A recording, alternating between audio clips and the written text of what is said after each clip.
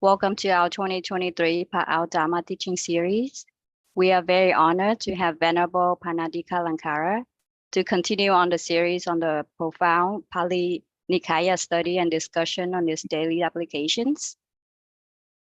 We are also very honored to have University of the West Religious Studies Department in California, USA, and Pāļi Sundara Bumi, Indonesia, to co-host this series. The teaching of this series is scheduled for 1.5 hours, including Q&A. Today's is part 12. Before teaching starts, here's just a few housekeeping reminders. We are using simultaneous interpretation Zoom functionality for today's teaching. First, let's briefly go over the channel selection and take a minute to select your preferred language channel. If you see a globe icon on your Zoom screen, that is the interpretation icon, please go there to choose among English, Chinese, Indonesian, or Vietnamese, according to your language preference. If you like to listen in English, we suggest you still go in to select the English channel, rather than stay at off or original sound channel. Otherwise, you will not be able to hear the English interpretation from Chinese or Indonesian interpreter during the Q&A portion. If you use a cell phone or mobile device, after you select channel, make sure to click Done to complete the selection. Please go ahead and select your preferred language channel now. If you have any questions, please send it to Zoom chat room. Also, a quick reminder about the proper Dharma learning ethic. Even though this is a virtual Zoom session, please dress appropriately, sit upright, and pay full attention during the teaching to show respect to the teacher and the Dharma. Thank you for your cooperation. Now we are ready for the teaching. May we invite Sayadaw to start the teaching, and Interpreter Bante, Interpreter Dharma friends, to start the interpretation, please. Sadhu, sadhu, sadhu. Okay, thank you, Kathy. And let's start our today's Nikāya study class, reciting the Namo Tassa 3 times together. Namo Tassa Bhagavato Arahato Samma Sambuddhassa. Namo Tassa Bhagavato Arahato Samma Sambuddhassa. Namo Tassa Bhagavato Arahato Samma Sambuddhassa.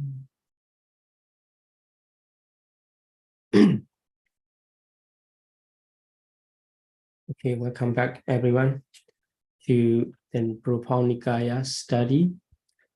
So today is lesson part 12 and Tika Nikāya number 5 sutta, second part. So in previous class we had done the first parts of Tika Nikāya number 5, Kuddadanda Sutta. This is about the bloodless sacrifice. So at the beginning, in the Brahmin Kuddadanda, he had an idea to make this sacrifice, but that sacrifice is bloody sacrifice, not bloodless. Fortunately, before he made the sacrifice, the Buddha visited to his place, and he approached to the Buddha, and he liked to make more fruitful and beneficial sacrifice other than he understand. He also already heard about that the Buddha know that beneficial and fruitful sacrifice. And he asked. Then the Buddha explained the Kuddadanda and the audience about the King Mahavijita's sacrifice, which has done in the past. So there, it already mentioned there's some protection or some requisites for the sacrifice, great sacrifice. Then today we will continue to the second part of the explanation. So there, before that, we have already learned about the Buddha's explanation for the bloodless sacrifice, the 4 requisites of 4 follower group, and the 8 qualities of the king, and 4 qualities of the chaplain Brahmin. After that, there are 3 reminding not to lead to the remorse or regret. Then, and how to keep the attitude when the donor encounter, when they're in the story, the king encounter the different class of recipients. So by the instruction of the chaplain Brahmin, the King Mahavijita provided his sacrifice. Then now the Pāļi, in the Pāļi canon, the Buddha explained all 16 reasons of the great sacrifice. So these are just repetition. The first thing is talking about the 4 group of the attendants or the followers of the king. So if the sacrifice is really provided and really performed, some people might say, it means from different direction, the people can criticize or blame. It is possible, although the king is doing great sacrifice, we cannot expect everybody will follow and everybody will appreciate, because this is the human nature. No matter how you do, still you can have the opposite people from the opposite view.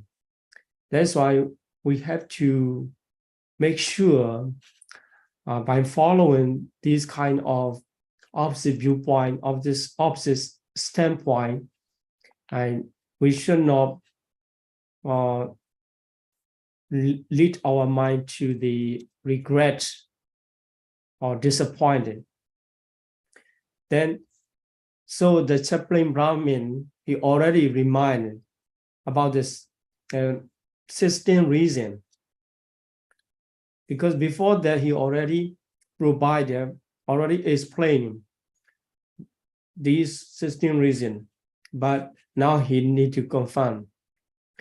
Okay, so when the sacrifice is really performed, some still might say, okay, Mahavijita is making great sacrifice, but he didn't inform to the Khattiya. Khattiya is the follower kings, regional kings from the town and countryside. And in this way, they can criticize. Or sometimes some people were criticized, or he didn't inform the advisor or counselor in the countryside and the town, or the most influential Brahmin or the wealthy householder.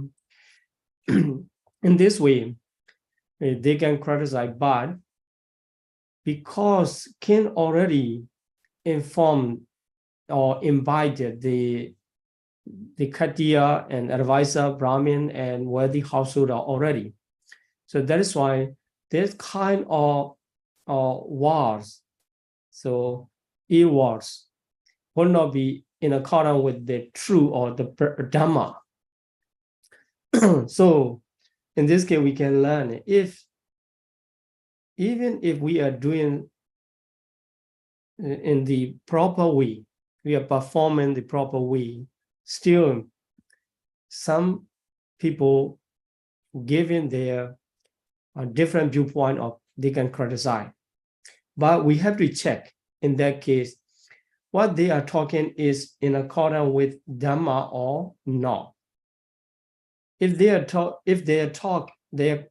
criticize is not in accordance with Dhamma, not come through the proper Dhamma, so we don't need to pay attention. Just let him do his own job, his own business. It's not our business, so we don't need to be disappointed or regret. Here the Brahmin already remind the king, even though you already invited four class of people, but still some may criticize. But because this is this kind of words are not in accordance with Dhamma, so you should not be disappointed. Then, because you already know what you had done, what you had invited to them, that's why you just need to pay attention. The words come through the Dhamma, come with the Dhamma, and you did what you had to do in accordance with Dhamma. That's why the sacrifice will be successful, and for that case you can rejoice. Their word, you should not let their word to destroy your sacrifice. This is the Brahmin's advice or instruction to protect the king's mind. Then number 5 to 12, so about the king's quality. So some could say that King Mahavajira, although he is trying to make the great sacrifice, but he's not a well-born person or like this, in relation to 6 qualities of King Mahavajira. Still, some people will talk something wrong, but because their word is not correct, you already know you have 8 qualities. So the Brahmin remind the King Mahavajira, you are already well born, so you should not pay attention to this kind of word, not come in accordance with Dhamma. Do what you have to do and make sure your sacrifice is successful and rejoice about that. And your heart will be calm inside because the king already know what he had done and what kind of quality he already has. So in this way, he repeat the criticism may come through 8 qualities of the king. Then, and here is continue up to 12. These 5 to 12 are related to the qualities of King Mahavajira. Then, still it is possible about the chaplain Brahmin. So some may say that although the king is trying to provide the great sacrifice, it will not be completed because his chaplain Brahmin is not well born or not scholar in mantra or not virtuous or not learned in the sacrificial text. But both of them, the Brahmin and the chaplain Brahmin and the king already know about the qualification of the chaplain Brahmin. That's why they should not pay attention. They should not be disappointed about the qualities of Brahmin and still can rejoice.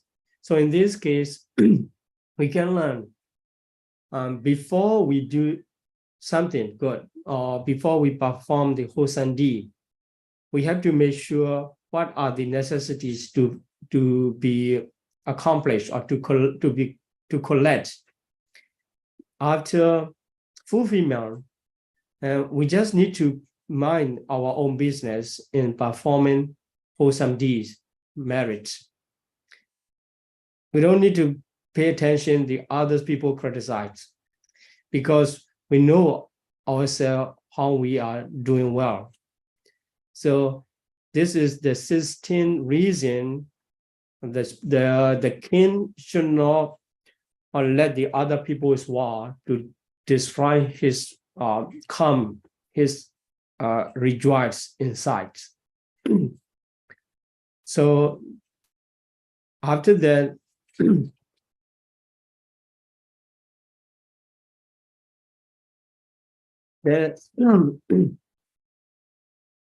the four ascending group. So the four ascending group, we already know that these counted as the Katiya and the advisor and influencer Brahmin and householders. So these are four groups. Then the 8 things, 8 qualities of Mahavijita and 4 qualities of Brahmin and 3 moods. Altogether, 16 reasons and 3 moods. So this is how the chaplain Brahmin instructs to the Mahavijita the great sacrifice, about the great sacrifice. So now we already know the answer of the Kudatana's question. Then the Buddha is, sorry, the Buddha continue explanation about the great sacrifice. So under the instruction of the chaplain Brahmin, the Mahavijita provide the great sacrifice. Here, in this sacrifice, there no bull on no goat, etc. No animals are subject to be slaughtered. No animal are killed. And also, the no tree cut down for sacrificial posts. In the Kudatana's sacrifice, initially he already provide the sacrificial post to mention about the name who make the sacrifice, to mention about the donor. But here, under the instruction of chaplain Brahmin, this is different. So great sacrifice does not mention about who is making this donation, this sacrifice, not necessary. Then also no grass or not destroying anything. This is a code for the decoration, for decoration outside. So this also not necessary for the great sacrifice under the wise person's instruction, wise man's instruction. So this is the hallmarks of the great sacrifice, different from the normally the Brahmins are doing. Then also, unlike the other sacrificial ceremony, under the instruction of chaplain Brahmin, the slave, servants, and workmen, they didn't need to perform their tasks with fear or threats or weeping, and not necessary to be afraid or somebody is forcing them, because they just do what they want to do. It means the participants or the people are voluntarily or willingly, happily giving their service. So this is also the hallmarks of the great sacrifice. if we perform the great large ceremony with the large number of participants, we need to do a lot, and then supervisor and manager, they have to force the people to do what they have to do. But here, under the guidance of the chaplain Brahmin, the wise man, and they can arrange properly without threatening to the workers and servants. And due to that, they also happy to give their service to participate in the great sacrifice.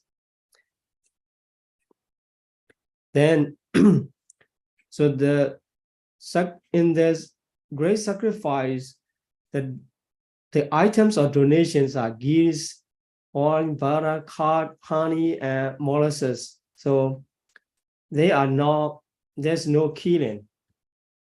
And just these offerings are provided to offer. These are special offerings.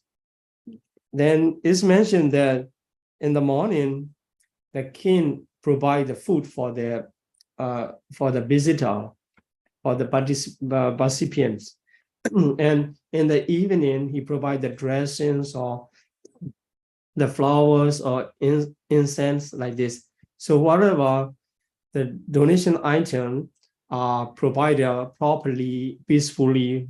So this is the hallmark of great sacrifice. This is not the same as the Brahmin Kudadanda has provided to make the sacrifice. Then, when the king is really perform his great sacrifice, the ascending group of Khadyas, minister, Brahmin, and householder, they also like to participate the king's sacrifice as the supporting group, and they consult, or we should also go and participate because our king is doing this kind of great sacrifice. Then they collect the property, they collect the wealth and gifts, then came to the Mahavijita and they present to the king. We already bring this kind of wealth and gifts for your sacrifice to be a part of your sacrifice, and please accept it. This is not by force. They willingly trying to participate. Then the king also said, although the four ascending group will present the wealth and gifts to the king already say, oh, I already provide enough wealth and gifts, enough items of donation. I already have the proper way of wealth collected by the proper way. I have enough. Even you can take if you want. So you also can be the recipients. I will donate to you as well. Though the king refused their present, their wealth and gifts. So when the king refused,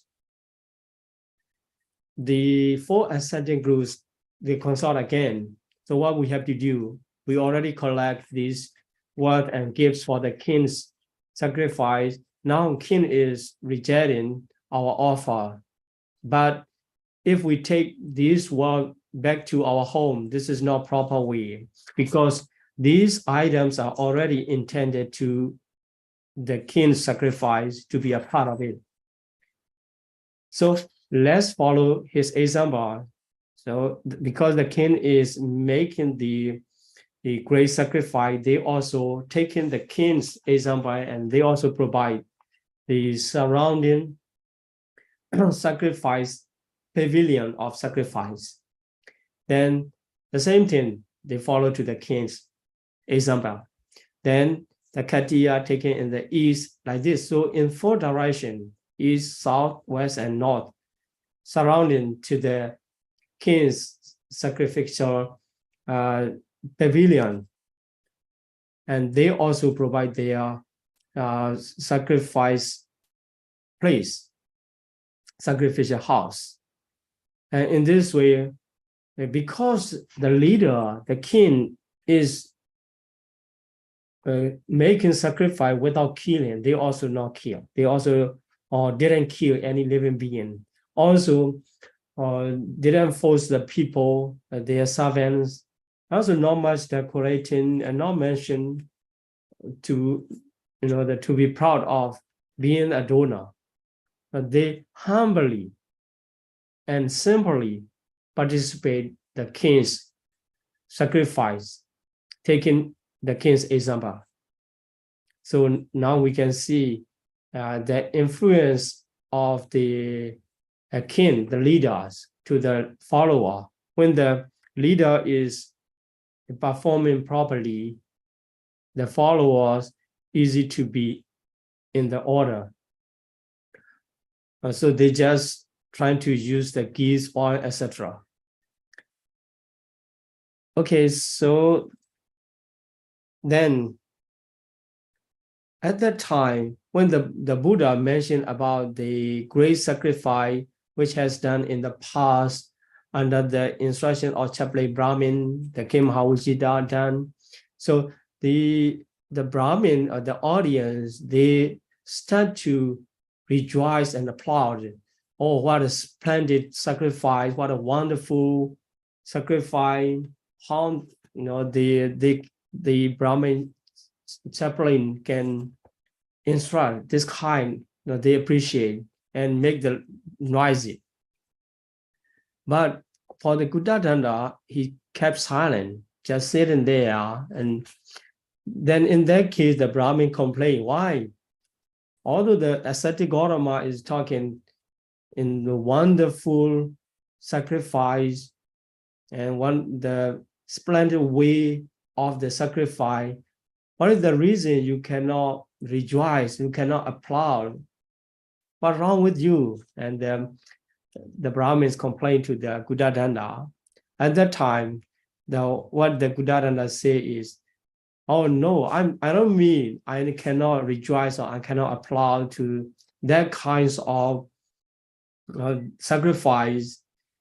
And if I don't do that, and then my head was split open if I did not do that. So it's just, actually, this is the traditionally or the custom way of explanation.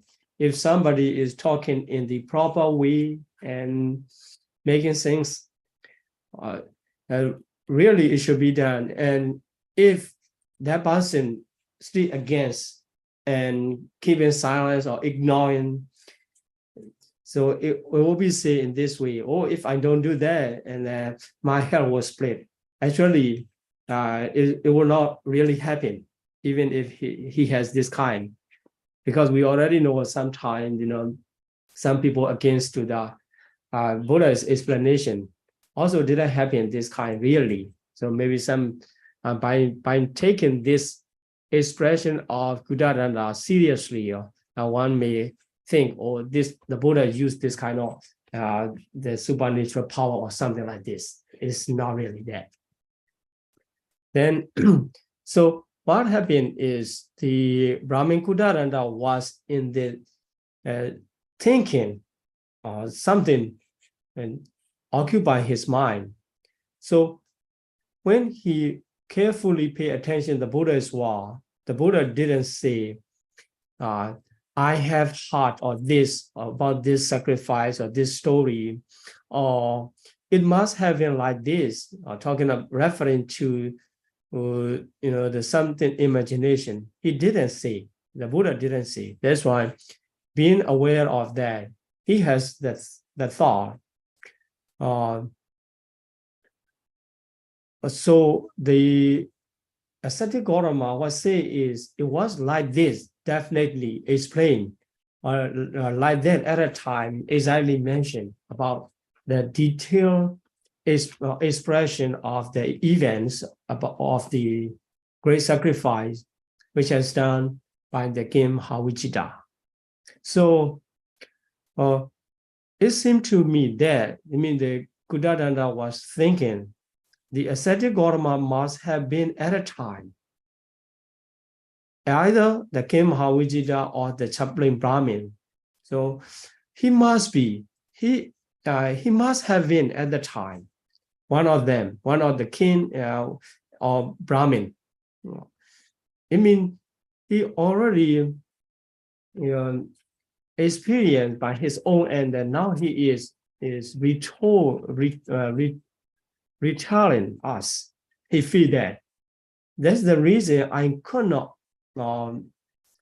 join. You guys are applauding or doing something, rejoice, because I was in the serious thinking, serious thought. Then he asked to the Buddha about his doubt. Then, so at the time, Reverend Gautama, according to your way of explanation, you must one of them, the king or the chaplain Brahmin. So by performing that great sacrifice, the bloodless great sacrifice, so in consequence, after having done this great sacrifice, you were born to the good sphere or heavenly state. He asked the question because he already know. He accepted that is really a wonderful sacrifice that can bring as a consequence the great destination after life. So he asked the question. Then the Buddha acknowledged, the Buddha admitted, yeah, I do Brahmin. So I was Brahmin chaplain. So we understand this is the Brahmin chaplain was Bodhisattva. So before he was born as the Prince Siddhartha, in many lives, among the countless lives, this is one of the lives he had provided the great sacrifice with the King Mahavijita. So this is what the Buddha admitted about his experience or participation in the great sacrifice, what he had explained to the Brahmin and the audience. So after learning that, the Brahmin Kudatanda still have a question.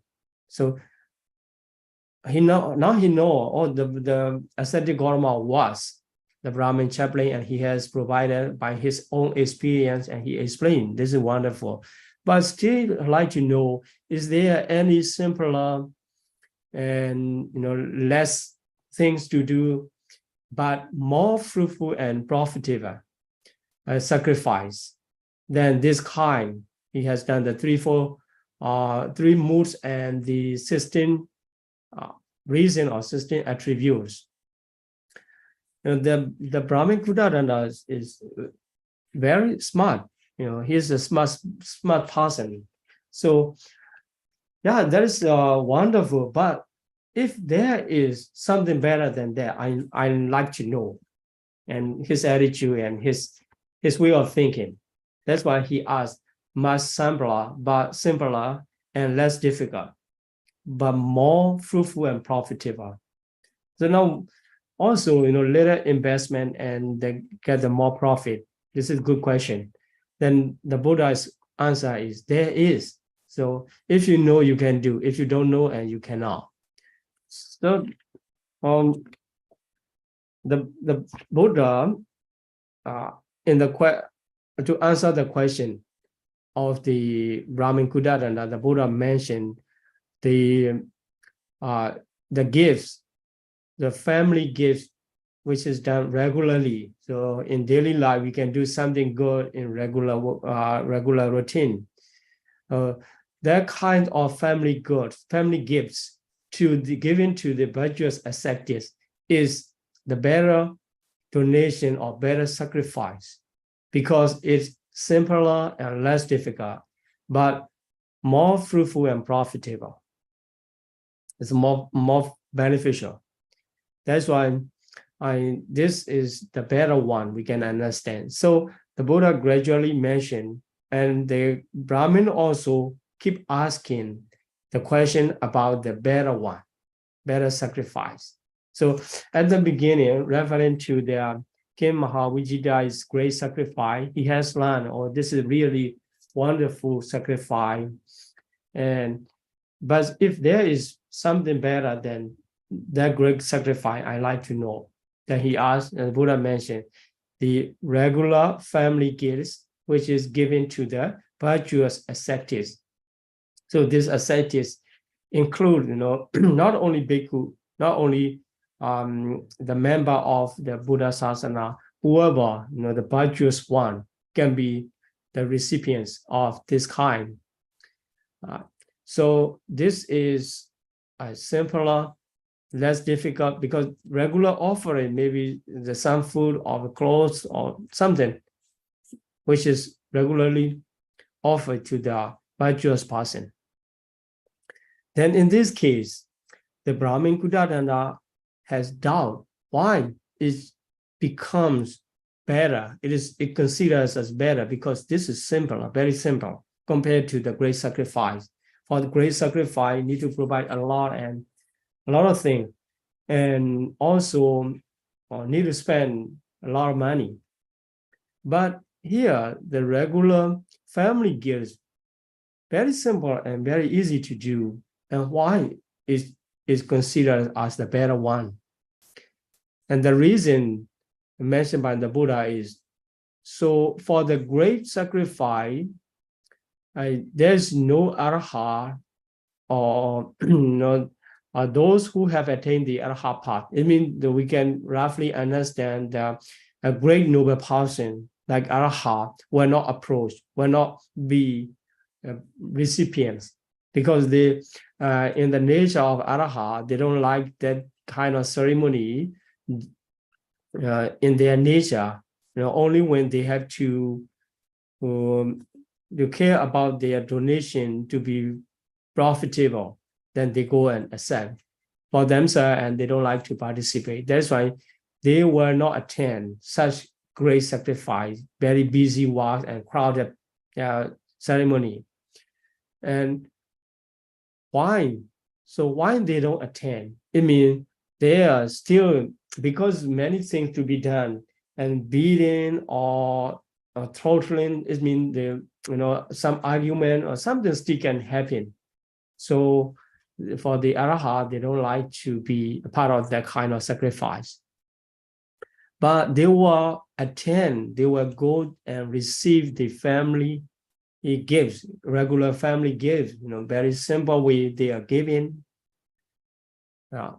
dedicated to the virtuous ascetics. Of course, the arhat are the great person for the virtuous ascetic to be recipients. So this may, from the side of the recipients, the great recipients and noble person, and this regular family gifts, a donation of regular family gifts become the better one compared to the great sacrifice with the busy works. So then the Brahmin keep asking, is there anything better than the regular family gifts?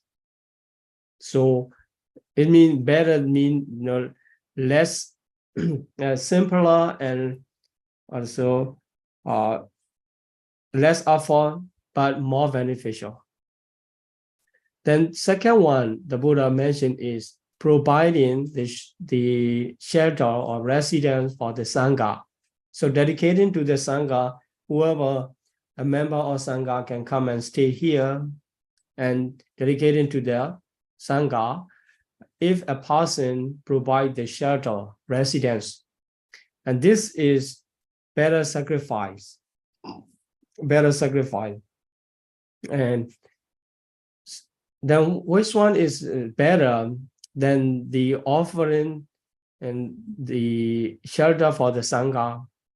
is with a pure heart, one take refuge to the Buddha, Dhamma, and Sangha, taking the refuge in the triple gem of Buddha, Dhamma, and Sangha.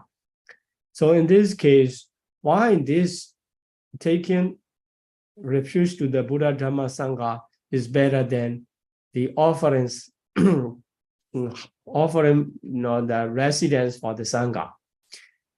And here,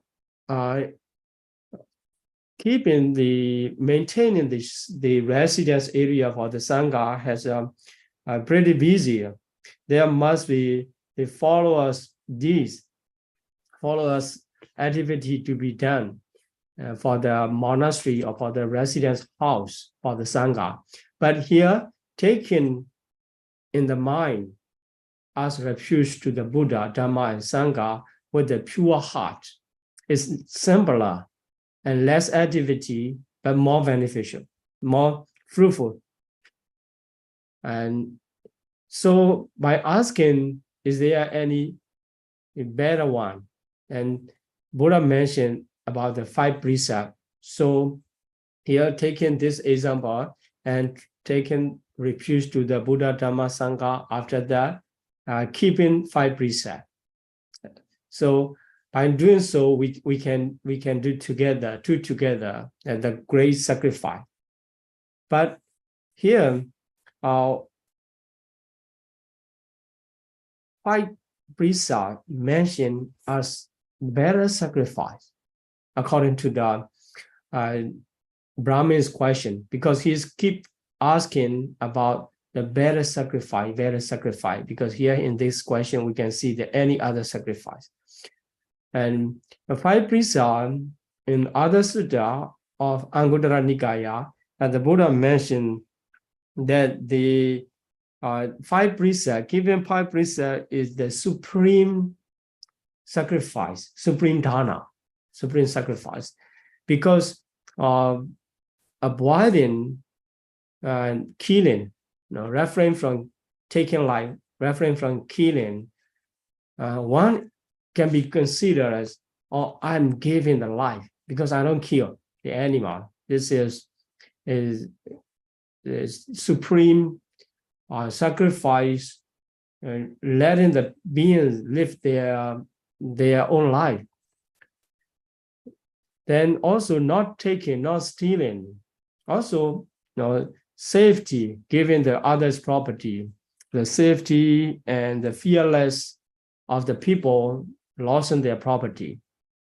Then sexual immorality, so refrain from the sexual immorality. So giving the people in the community as the fearless sacrifice, because the people can have the confidence, can live without fear of losing their marriage life, because he is not doing something wrong with the immoral action of sexual commitment. Then also the telling line, by referring from telling line, one considers or truthfulness is given to the community, to everybody. Then not taking strong drink.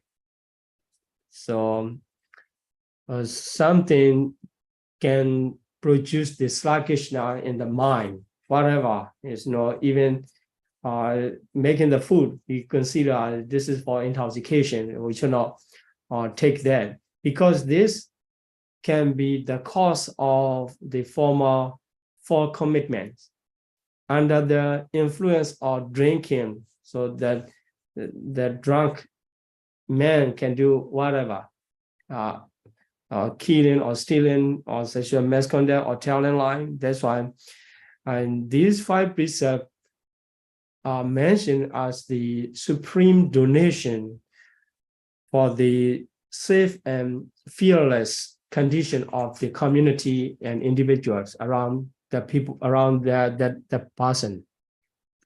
So this is number 4, better one of sacrifice. Then, so the Brahmin keep asking about the better sacrifice more and more, and finally reached to mention about what we usually learn it, what we have learned, in every sutta or Nikāya here up to now. We already learned about the appearance of the Tathagata, the Buddha, arising of the Buddha in the world, Arahat Sama Sambuddha, etc. Then he preached Dhamma, having heard from the Buddha's, the teaching, he gets the confidence and faith. Then he joined in the order and practice the moral practice, moralities. Starting from that, here the morality is considered as the better sacrifice than the former sacrifice. So one, this can abandon the defilement. So by keeping oneself in the moral practice, he abandoned the defilement in the very strong level of commitment. So by the force of defilement, the people commit the wrongdoing. So if the person practicing the moral practice, and he can remove very rough level of defilements. After that, keep practicing the concentration and attain the jhana. Also, the 5 mental hindrances are removed.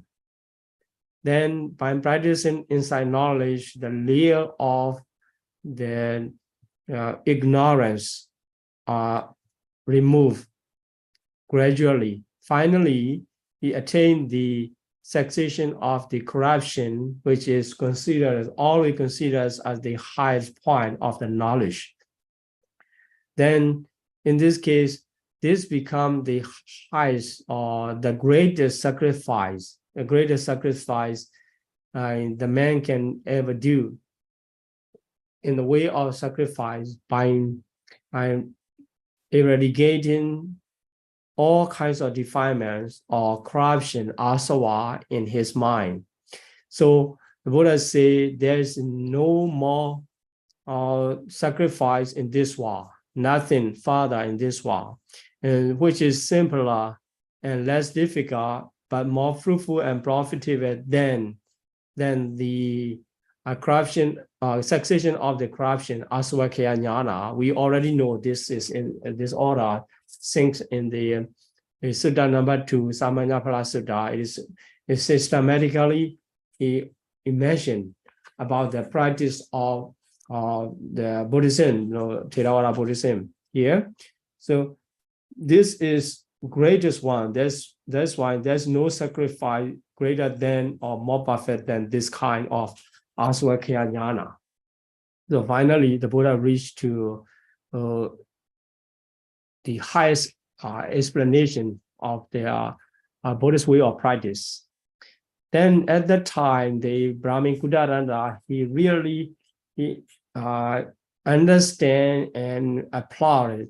So excellent, really nice your explanation, and he already understand. Then, as usual, he appreciate the Buddha's teaching. It's just like they are, they are having lamps in the dark place, so that the person can see. So after that appreciation, and he invited, that he provided, his sacrifice in the proper way under the guidance of the Buddha's teaching. Then he set free the animals for those are tied up for the sacrificial tax, and he already released them, let them free. Then also, not only releasing, he just keep I granted them their life. Also, he further developed his goodwill to these animals. other than killing. Let them be fed. He cared about their food and also their drink. After that, their condition, living in the safe and happy life of the beings.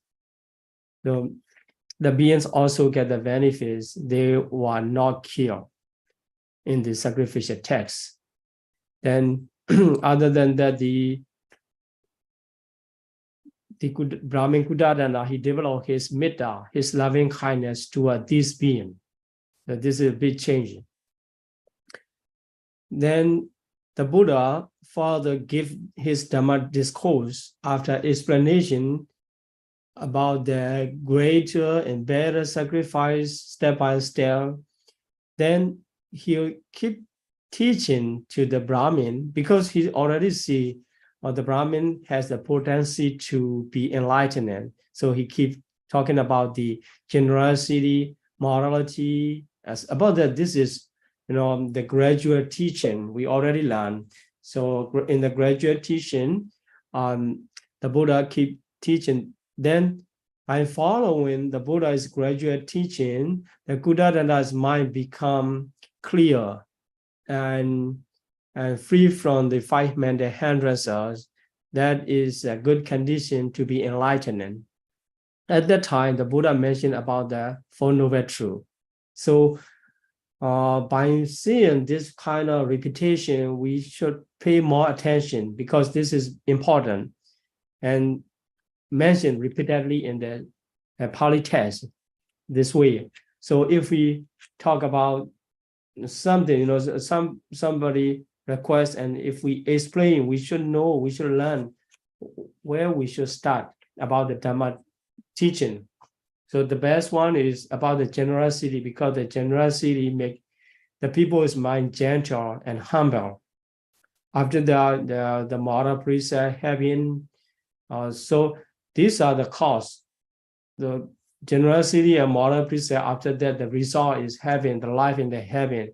So by learning about these cause and effect relationship, the one can rejoice in the teaching.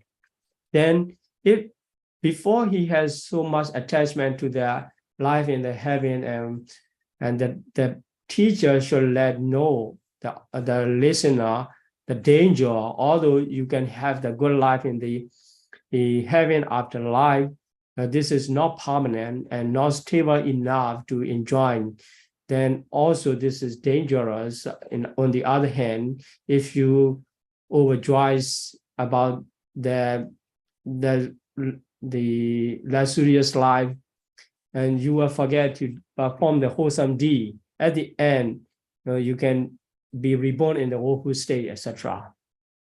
Then finally explain about the corruption and the danger of the sense desire.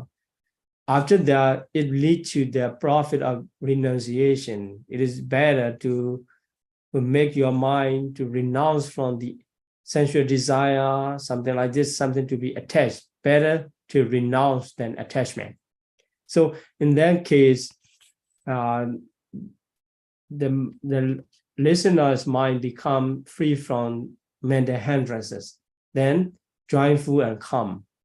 This is the necessary condition when one listen the essence teaching, the essence of the teaching for Noble Truth.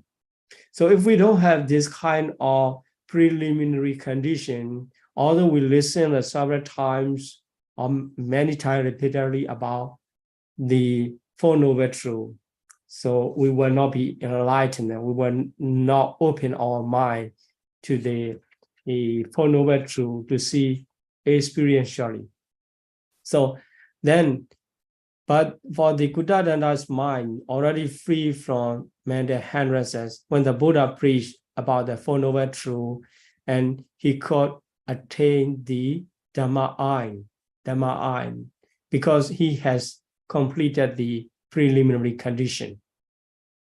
Then he realized whatever thing has origin must come to cessation.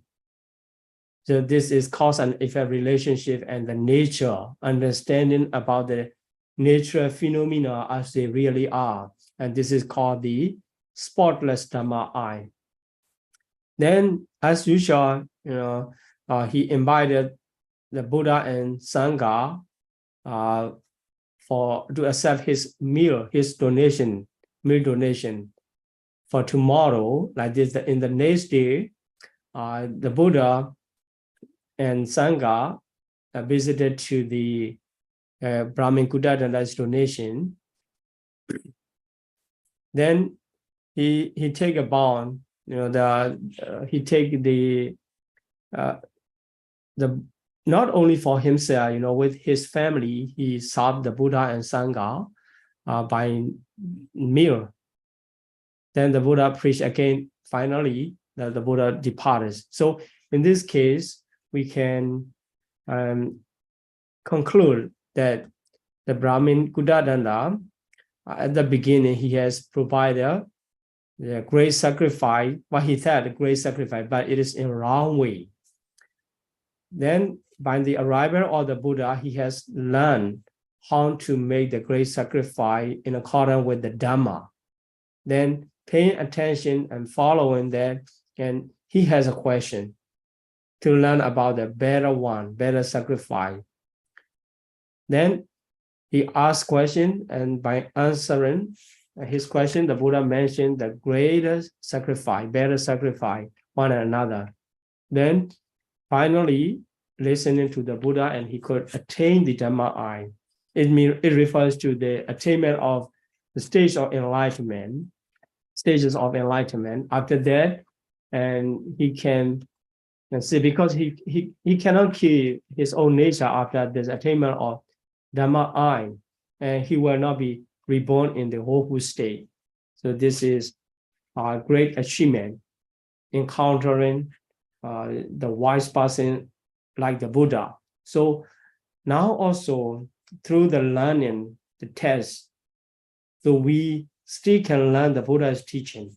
If we follow the principle of the teaching and fulfill the requirement for the enlightenment, we still can attain the enlightenment. I hope all of you can make the better sacrifice in your life and promote yourself until you attain the enlightenment stage. Thank you very much for your attention. Sadhu, sadhu, sadhu.